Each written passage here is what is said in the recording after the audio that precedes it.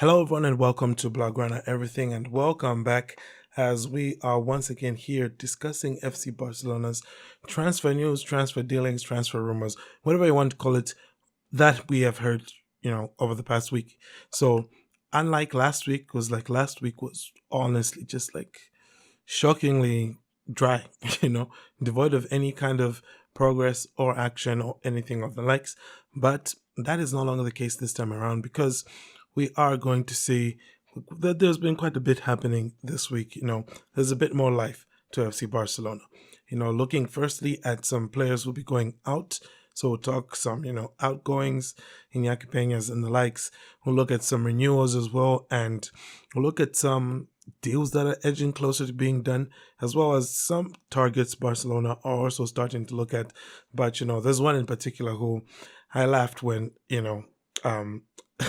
I saw the reports in as far as what his club are going to be asking for him. And, I guess there's going to also be an update on Grimaldo. Maybe we could even start there.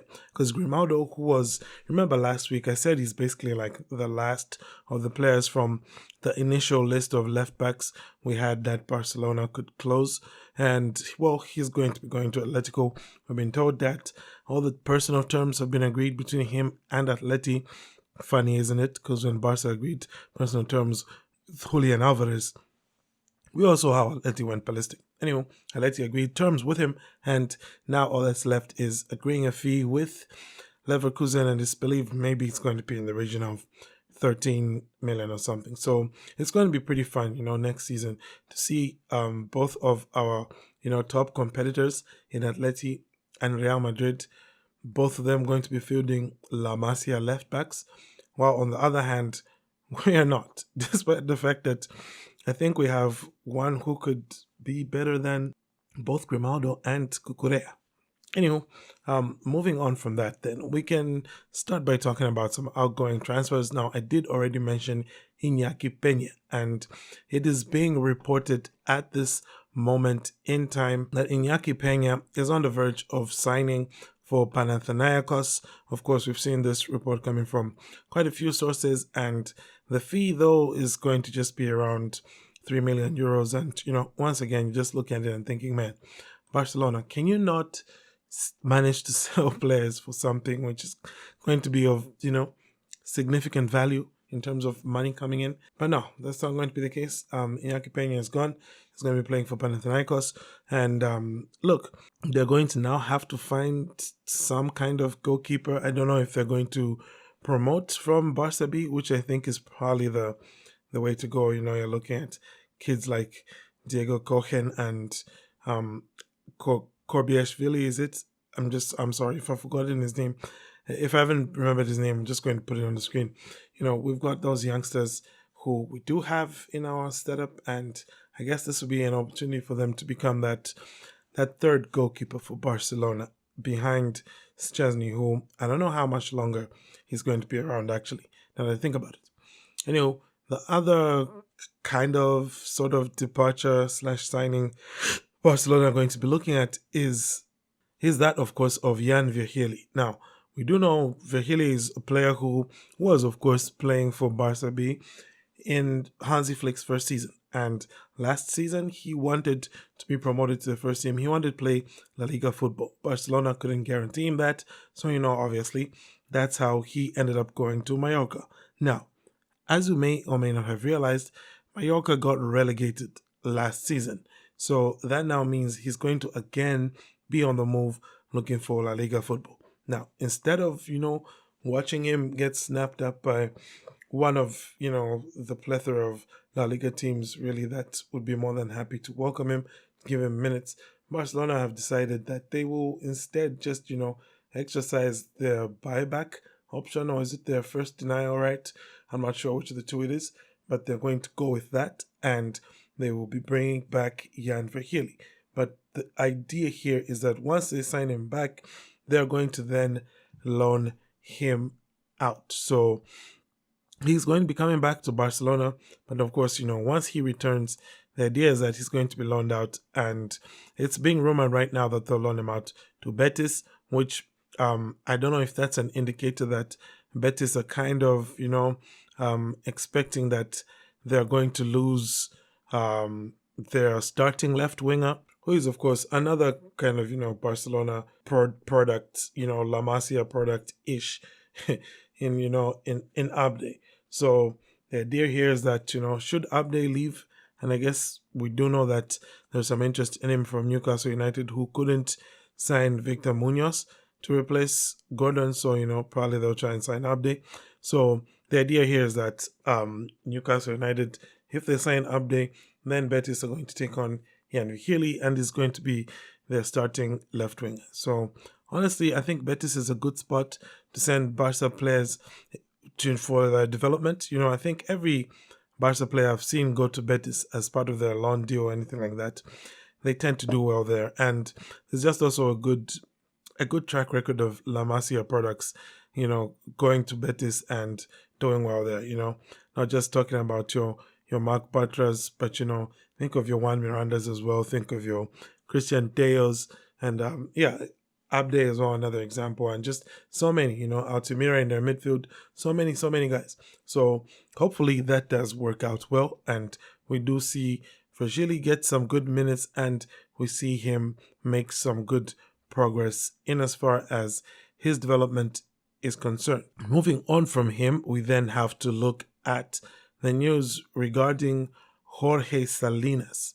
So you might be asking, who is Jorge Salinas? Well, Jorge Salinas is a centre-back 19-year-old who plays for Racing Santander, and he is currently being linked with Barcelona because, Barca do like the player. They saw him when, we played against Racing in the Copa del Rey. So I'm sure Barcelona got a close look, liked what they saw, and he is one of those highly rated, youngsters. Santander does a pretty good job with their academy. I think you all remember with Pablo Torre. And, well, the current rumor is that Barcelona could be paying somewhere in the region of 8 to 16 million euros for his signature. And I mean, look, his release clause does rise, and especially now that Santander has been promoted to La Liga, that puts Racing Club in a better position in as far as, negotiating position is concerned. So Barca, of course, will be trying to lower the fee, we're told, by throwing in some players maybe. But honestly speaking, for me, I think just, sometimes Barcelona, it's not worth haggling in some of these cases. Just pay what they want, because we already know what's going to happen, right? The longer that we take with this deal, then, Real Madrid are going to want to make themselves, they're going to want to little bro Barcelona and be like, you know what, whatever Santander wants, tell them we'll pay it, and tell the kid we'll give him whatever salary he wants, that kind of thing. And in as much as I know people are going to be like, oh, if somebody doesn't want to play for Barca, then we don't want them at Barca. And it's like, okay, fine, that's cool. I get that. I understand that, doing the whole, recycling that Cruyff quote, 100%, I get you. But at the end of the day, it's a bad look if you're always going to be losing your targets to your biggest rivals because you're taking too long to get deals done. You saw how it went with the Anthony Gordon deal. That's exactly what we need in this case as well. So, look, Barcelona, be sharp, talk money, give Santander what they want. I mean, come on, they've earned it. They deserve it. Cut them a break. Give them their money. Bring in Salinas, and then decide whether or not you're going to, have him in your B team or it's going to be in the first team, because, you want him to be with the squad even before preseason, in my opinion. Because, if Hansi Flick can start working with him as early as possible, that's likely to end better for us. Okay? So, this is how it was as well for Gerard Martin when he got included in Barca's squad, and, he went on to then become basically a starter for us last season. So, give the money, to Santander, get the player in. Let's move on. Let's not be looking over our shoulders wondering if Real Madrid is coming to snatch up this transfer target as well. Okay? So, another player who we should probably talk about is someone who has renewed their contract at FC Barcelona. And since we're talking defenders, I think it's pretty appropriate to talk about him as well. And yes, I'm of course talking about Andres Christensen, who has now been given a 2-year contract extension at FC Barcelona. Now, is this a good move? Is this a bad move? I mean, Christensen is one of those players who, if he can stay fit, he's going to be probably maybe, top two defenders for Barcelona as far as centre backs are concerned. He can be that good when he's on it.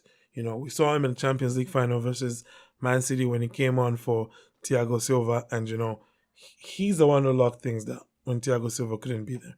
So keep that in mind, even as you think about you're just probably wondering like, hey, is this a deal that's really worth doing? Is this or not? But yeah, keep that in mind.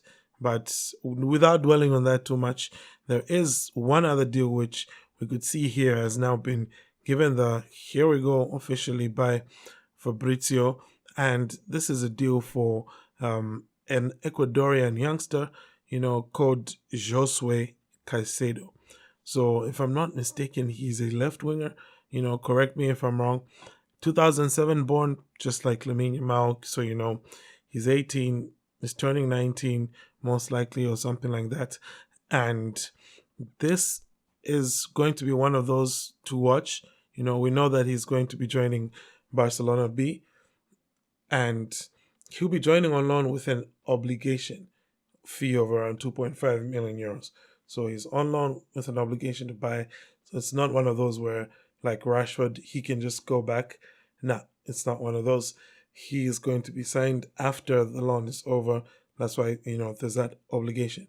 So that's probably another person to watch, Josue Caicedo. I wish I could say more about him, but I don't really know anymore other than his name and the fact that he's being signed from LDU Quito. All right. So we're all going to find out at the same time about this guy. Maybe we'll all go and watch YouTube, highlight reels after this. I'm saying the whole welcome to FC Barcelona, Josue Caicedo. We'll be there. We'll be there. We'll all watch it. We will all watch it. So yeah, we can then talk about some interesting, I guess, targets Barcelona has in mind. The first one being, of course, Alex Remiro. We talked about goalkeepers earlier. So could this be one of those, signings that Barcelona could bring in just to cover that goalkeeper spot? In my opinion, I think Remiro is too good to be a second choice goalkeeper. He has to be a starter. And with the, rumors that we're hearing about, Premier League clubs interested in him, Aston Villa, Newcastle United, Crystal Palace, Crystal Palace have an odd Vicente Guaita in goals. That guy was like a goalkeeping prospect way back when he was it Valencia he started at, or was it Getafe? I've forgotten which one of the two it was. But way back then, and I'm talking like 2008, all right?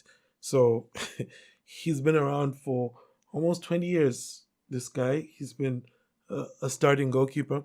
So yeah, I think it's about time probably Crystal Palace get a new keeper as well. So, I don't think Barcelona are going to be able to sign Remiro. I mean, 15 million for a backup keeper when you paid 15 million for a starting keeper feels a bit steep. You know what I'm saying? For now, I think backup goalkeepers, Barcelona are going to have to just make do with who they have in their academy. Of course, Joan Garcia has proved to be a bit injury prone, but that could be just because of the sheer volume of matches and traveling that he had to do last season. I don't think he's ever had that much, traveling and that much football in a single season before in his career. So, it'll take him a bit of time to adjust his body to that.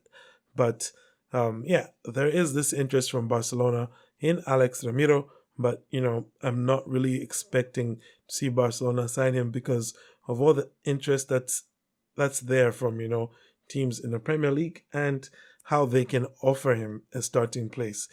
Starting place, more money, that's going to be more compelling than whatever Barcelona can realistically offer him in as far as minutes are concerned. Then, aside from that, one of the things I mentioned just right at the start of this this podcast episode or edition, I don't know, I always get confused. This podcast episode. Right at the start, I said there's a player who Barca are interested, but then we heard how much his club are going to want, and I just started laughing. The player is Mickey van der Ven, who's of course a Tottenham, centre back, starting centre back, Dutch by descent, by birth. I don't know. He's Dutch, and Tottenham want 110 million for him. 110. 110. Barca and Liverpool are both interested. I'm guessing Liverpool are thinking, why not just replace one Dutch guy with another Dutch guy? I guess, But for Barcelona, honestly, 100, just, go for Vuskovic, the other Tottenham defender who you're most likely not going to pay 100 plus million for. But, aside from that, just try to look within, try to look at La Liga. I remember Sociedad had a pretty interesting centre back who we saw at La Real last season, locked things down. And I think it might have been Elche or Osasuna as well. I've forgotten which team it was who came to Camp Nou, and they had one of their centre backs there put on a pretty decent display. I'd look more into those types of players if you can't get, a proper established name for a decent fee. But 110 is not a decent fee, and Barca shouldn't even be thinking about it. Okay, they should just turn away right now. Okay, so look, that's basically that as far as transfer rumors for Barca. But maybe just briefly, we can get into a little bit of some World Cup talk. I mean, the World Cup is going on. It's not like I'm not watching it.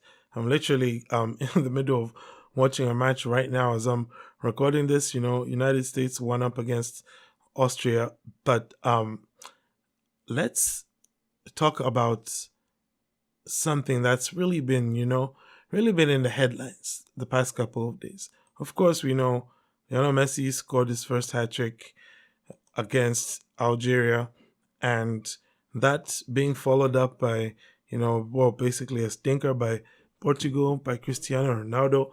It had the entire timeline. Okay, I'm going to be honest here. I usually follow a lot of like the football commentary on Twitter. It had the Twitter timeline just absolutely buzzing with, you can guess what, all right? The argument. Apparently, for some people, this is still an argument.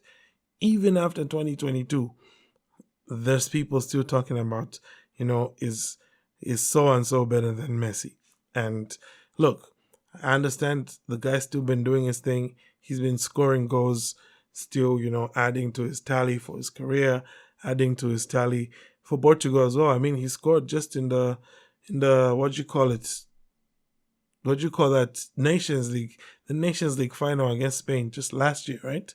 He was there bagging, but he's been scoring as well in friendlies in the World Cup qualifiers as well, leading up to this tournament. So it's not like he's been completely trash. At least not as bad as people have made it look. I'll be honest here, right? Online, yes, the guy is washed, but he's not that washed. Let's be fair here, okay? Despite all that, anyway, it still got people talking, and we've been seeing all sorts of crazy statements coming from people. And honestly, for me, I feel bad for some of these people, because it's like, how much longer can you keep on forcing yourself to say that, a circle is a square? At this point, it's like through the roof. So you see, you got people like this who are claiming, Messi can never match Cristiano Ronaldo, and they put all the trophies that Ronaldo has that Messi doesn't have, and it's really just trophies that Ronaldo has won because he was playing in, all these other leagues and whatnot. And I mean, look at this. Oh, apparently Messi only has like, what's this? 6 trophies that Ronaldo doesn't have. Ooh, crazy. And Ronaldo's got like all these dozens of trophies. And, when you start getting down to this, when these were initially the people who, were talking stuff like, where's Messi's World Cup? Where's Messi's international trophy? Where is this? Where is that? Look at this. Remove great whatever who won, and it's just like it's ridiculous for me, you know. Of course, we've got the conspiracy theory people as well talking about, well, Messi wasn't sent off because they wanted him to stay on the pitch and score a hat trick. And it's like, do you see each of those goals that he scored? Do you think you can script any of those goals? So, you know, it's sad, really. It's sad to see how, you know, first of all, Cristiano is going out, you know. In part, this I blame this on the Portuguese people, you know, as a whole. The Portuguese people and Roberto Martinez. It's like, you people are milking this guy until he can no longer give you anything. Like, literally, you've milked him. He's devoid of almost all of the quality he had, but you're still forcing this guy to go out there and to try and score goals for you when really by now you should have found another way. So shame on the people of Portugal, okay? No offense to anybody if you're like a subscriber or a regular listener and you're Portuguese, which that's highly unlikely. But if you are, like, not you, okay? But the other people who are forcing this old man, this 41-year-old guy, to be out here, you know, playing 95 minutes straight, that's abuse. That's abuse. And yeah, I guess it's a shame because the way that the things that he used to rely on so much in his career, you know, they're no longer things that he can depend on now in his old age. And that's probably the biggest difference between how he is aged and how Messi is aged, where Messi still looks kind of timeless because he's still doing the same things, but he's just doing them at a slower speed, you know. He's not doing the body feints at the same kind of speed that he was doing them, like, you know, 15 years ago, something like that, when he was at the peak of his powers. 15 years ago, my goodness. Yeah. Anyway, I think that's basically that. I won't get too much into the GOAT talk, you know, before people unsubscribe because they're not happy with the fact that I don't think their GOAT is the GOAT. But yeah, aside from all of that, guys, that's basically that. That was the news from Barca. Let me know your thoughts on it. Thank you all for tuning in. Have a great day. And Forza Barca.